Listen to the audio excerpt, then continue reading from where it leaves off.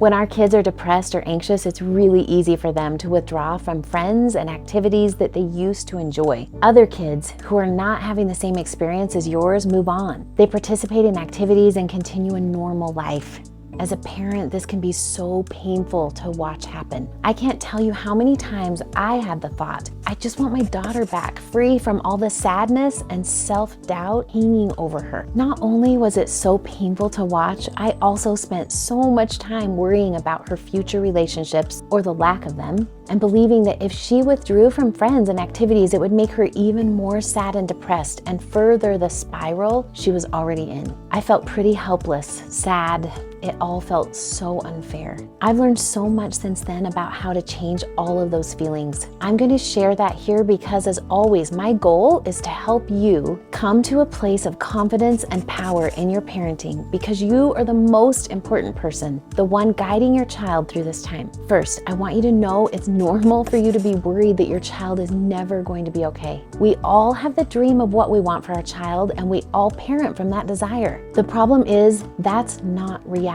Reality is that kids go through all kinds of things in the process of growing up. Difficulties like depression, anxiety, OCD, self-harm, gender dysphoria, and more. And when they do, these conflict even more with this dream of what we want for our children. The clash of what we dreamed for our child and what our child faces in reality is where all the pain is found. It's so important that you recognize this and work through it. For my clients, I recommend they start by listing out what they thought it was going to be. Write down all the things you wanted for your child. What did you hope was going to be happening in their lives right now? What kinds of things did you think they would be involved in? What did you think your biggest worry was going to be when they were this age? Write it all down. Doing this might bring up more heavy emotions, and it's really important to do this anyway if you want to stop feeling so awful and come to a place of peace and confidence. We all have a lot of things we think should be different than our kids' current reality. What are those things? Writing them down takes them from vague, unsure pain points that leave us powerless and confused to clear and concise thoughts. In all humans, our thoughts 100% of the time create our feelings. So we need to figure out what our exact thoughts are. Your brain probably won't want to do this. It's a lot easier to continue circling in anger and sadness. It really believes it's safer to do that than to figure out what exactly we're sad about. If you want things to be different though, this is definitely step one.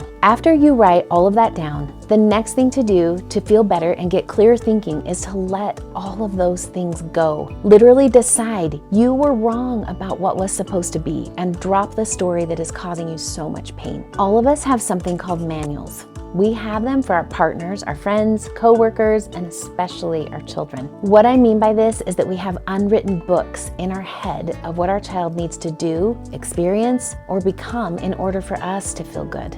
Manuals can be pages and pages long, and they will always make us miserable because they're not true. Here's the good news though. We can choose to just drop them, let them go, and know that we don't need others to be different in order to feel okay. We can recognize when we're having a manual for our child's life and decide instead that right where they are is all right, that they'll be okay and we will be okay, that nothing needs to change in this moment for us to be in exactly the right spot for now. So it's really common for me to get some pushback here from clients about this until they try it a few times. It might seem too hard to accept the reality of what's happening in your kid's life. So I'm giving you permission to not do any of this if you don't want to. You can choose to keep suffering and being miserable as long as you want by holding on to the story of how things should be for your child instead of the reality of what is. However, remember, if you decide to hang on to that painful story you're believing is true, you will keep feeling sad, hopeless, angry, and miserable. And when you hold on to those feelings because you're thinking thoughts like, it's not fair, this shouldn't be happening, or other kids are doing fine, why isn't mine? You will always lessen the power you have in your child's life as their parent. You diminish your parenting and can often unintentionally contribute to the difficulty your child faces, because I know, just like me, you would do anything for your child to feel better. What I want to point out is that you're missing the fact that you are looking for your child to make you feel better. You're leaning on them to have a different experience than the one they're having, and that adds so much pressure to them. All because you are not doing the work to give up what you thought would be for exactly what is, and and just move forward from there. I promise they are going through enough of their own difficulties without you adding to it with manuals of what should be. I really encourage you to drop the manuals you have for your child, all those unwritten guidelines in your head about how their life should be, and just accept where they are right now, whatever that looks like, and decide you can step into the adult you are with wisdom, strength, and power, and without needing them to be or do anything different. I want to also recommend that you get the help and support you need to stay healthy through this time.